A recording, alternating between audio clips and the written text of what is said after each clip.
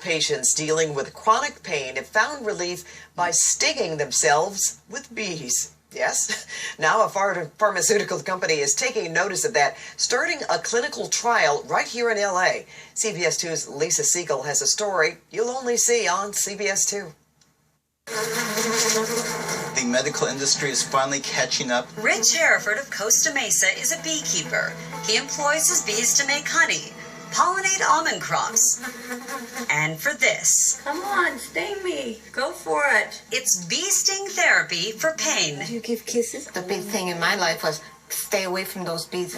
But now, 71-year-old Pat Henry of Yucaipa calls them Miracle creatures.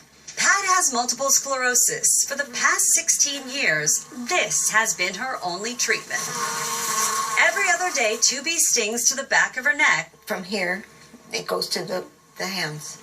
And 4 bee stings above her knees and below them. In a couple of hours, joint soreness goes away. Her caretaker, Chet, stings himself too. My hands were so bad with arthritis, and I don't have that anymore. It is actually an ancient folk remedy using bee venom for pain.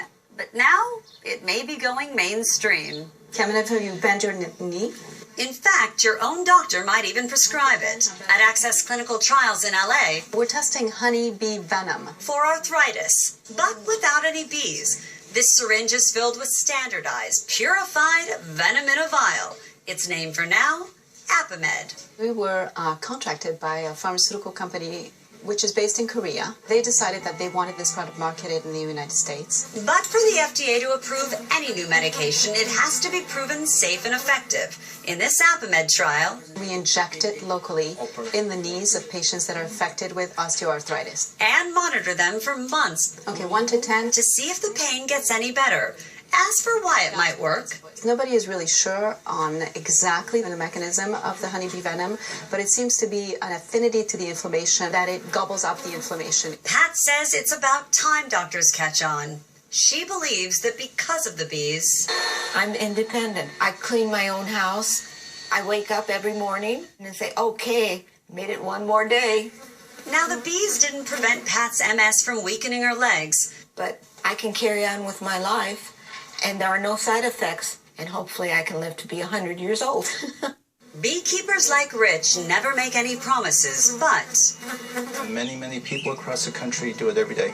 When conventional medicine fails to help them, sometimes bee sting therapy is the only thing left. I'm Lisa Siegel, CBS 2 News.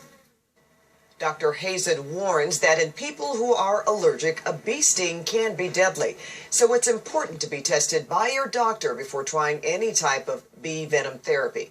And to learn more about participating in the clinical trial or about the history of bee stings for pain, check out CBSLA.com and click on Seen on TV.